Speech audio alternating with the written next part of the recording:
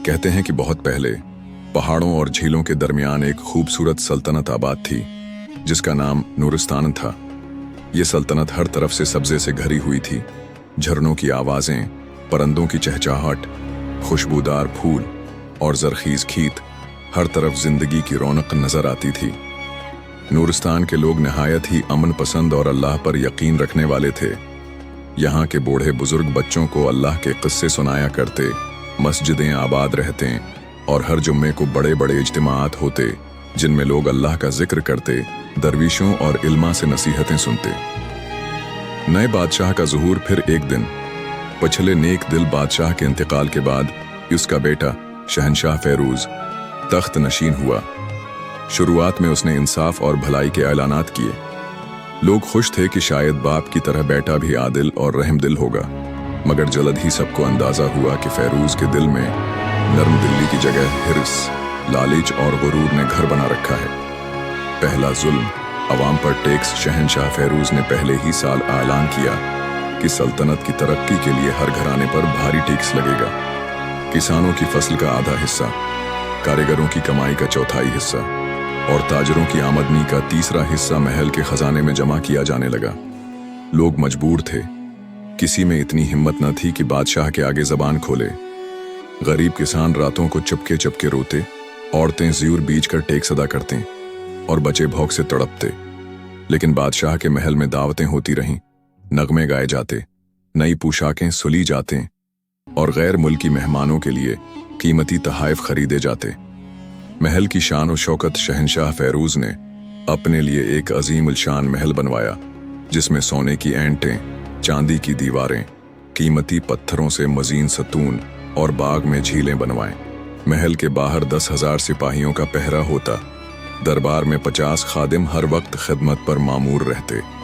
इसने ऐलान करवा दिया कि महल के साए में कोई आम आदमी दाखिल नहीं हो सकता। अगर कोई दाखिल हुआ तो फौरन कत्ल कर दिया जाए। अवाम की चीखें। हर रोज लोग महल के बाहर फरियाद करते, बादशाह सलामत, हमारे बच्चों को 2 वक्त की रोटी नहीं मिलती, हमारे खेत सूख गए, फसलें बर्बाद हो गईं, कुराया अदा करने के लिए कुछ नहीं बचा। मगर बादशाह उन फरियादों पर हंसता और कहता, अगर अल्लाह चाहता तो तुम्हें गरीब न बनाता। तुम्हारी किस्मत में भूख लिखी है, तुम्हारी तकदीर यही है। दरख्तों का कटना और माहौल की तबाही। शहंशाह फेरूज को महलात बनाने के लिए लकड़ी दरकार थी। उसने तमाम जंगलात की कटाई का हुक्म दिया। शहर के अतराफ से दरख्त खत्म हो गए, परिंदे हिजरत कर गए और मौसम खराब होने लगे। गर्मी बढ़ने लगी, नदियां सोखने लगे, जानवर मरने लगे, लोग पीने के पानी को तरसने लगे। मगर महल के बाग में रोजाना महंगी झील का पानी आता रहा। दरवीशों की नसीहतें। सल्तनत में कई दरवीश और अल्लाह के नेक बंदे मौजूद थे जो खामोशी से गरीबों की मदद करते, बीमारों को दवाएं देते और बच्चों को दीनी तालीम देते। उन्होंने बादशाह को पैगाम भेजा, आए फेरूज, अल्लाह का खौफ कर, लोगों पर रहम कर, जुल्म का अंजाम बहुत बड़ा होता है। लेकिन बादशाह हंसा और बोला, मैं अपनी कसमत का मालिक हूं, तुम्हारा अल्लाह कहाँ है? अगर वो है तो मुझे रोके। इल्मा की कैद। एक दिन दरवीशों ने जमा होकर एक बड़े इज्तिमा में अल्लाह की बड़ाई बयान की और बादशाह के जुल्म के खिलाफ आवाज उठाई। बादशाह को खबर हुई, उसने अपने सिपाही भेजे और तमाम इल्मा और दरवीशों को कैद कर लिया। कई को कोड़े मारे गए, कुछ को भूखा रखा गया और कुछ को चौराहे पर लटका दिया गया। मस्जिदों की तौहीन। बादशाह ने सल्तनत की बड़ी मस्जिद को महल का गोदाम बना दिया। कुरान के नुस्खे फाड़कर नीचे फेंके, मीनारों को गराकर उनकी जगह तोपें नस्ब कर दें। ये मंजर देखकर आसमान पर बादल गरजे, जमीन कांपी और दरवीशों की दुआएं आसमान तक पहुंच गईं। अल्लाह का अजाब करीब। एक बूढ़ा दरवीश जिसे सब बाबा साबर कहते थे, रात भर सजदे में रोता रहा और दुआ करता रहा, ऐ मेरे अल्लाह, तो सब देख रहा है, तो सब जानता है, अब अपने बंदों की मदद फरमा। इसी रात पूरे शहर में अजीब और गरीब आवाजें सुनाई देने लगे। हवा में एक सर्द लर्जा दौड़ गया। जानवर बेचैन होकर इधर इधर भागने लगे। दरिया का पानी खशक होने लगा और आसमान पर काला तूफान नजर आने लगा। पहला मरहला। पानी का अजाब। पहले दिन अचानक उतनी तेज बारिश शुरू हुई कि पूरे शहर में सैलाब आ गया। महल के कमरे, बागात, मार्केटें सब पानी में डूब गए। लोग चीखते चलाते, अपने बच्चों को उठाए दरख्तों पर चढ़ते, लेकिन दरख्त भी बह जाते। बादशाह अपने महल की बुलंद तरीन मीनार पर चढ़ गया और पहली बार उसके चेहरे पर खौफ आया। दूसरा मरहला, आग का अजाब पानी के बाद जबरदस्त आंधी आई और आसमान से बिजली गिरने लगी। शहर की बाकी इमारतें, खेत, मवेशी सब जलने लगे। बादशाह के महल में भी आग लगी। सोने के कमरे, कीमती फर्नीचर, ज़ेवरात सब जलकर खाक हो गए। लोगों के लाशें सड़कों पर पड़े रहे, चीखें सुनाई देती रहीं। तीसरा मरहला, तूफानी हुआ आखिरी रात। जब बादशाह बाकी मांदा महल के मलबे में छिपा बैठा था, जबरदस्त तूफानी हुआ चली। ऐसी तेज हवाएं आए कि पूरी सल्तनत की ईंटें हवा में उड़ने लगी। बादशाह चीखता रहा, आए अल्लाह, मुझे माफ कर दे, मैं वादा करता हूं कि सब कुछ वापस कर दूंगा। लेकिन अब मुआफी का वक्त गुजर चुका था।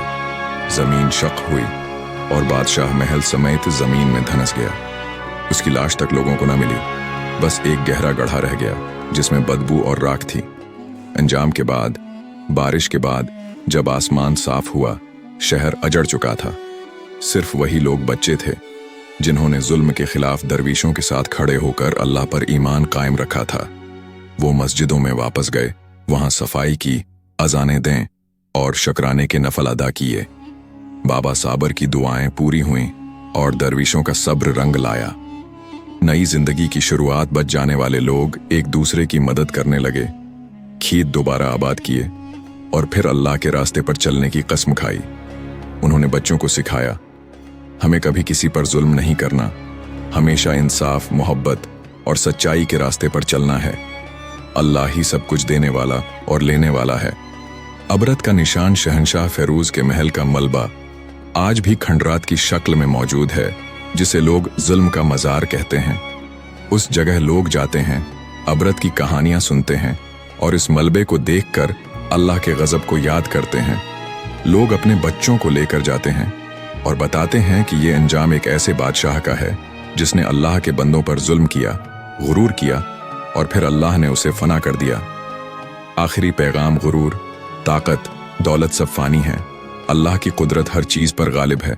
जो अल्लाह से डरता है वही इज्जत पाता है। जुल्म का अंजाम हमेशा अबरतनाक होता है। अल्लाह सब्र करने वालों का दोस्त है और जालिमों का दुश्मन। दुआ, ए अल्लाह, हमें जुल्म से बच्चा, हमारे दिलों को नरम कर, हमें इंसाफ करने की तौफीक दे और हमेशा अपने रास्ते पर कायम रख। आमीन। अगर आपको एसआर मॉरल वॉइस की वीडियो पसंद आए तो सब्सक्राइब करें। आपका बहुत शुक्रिया।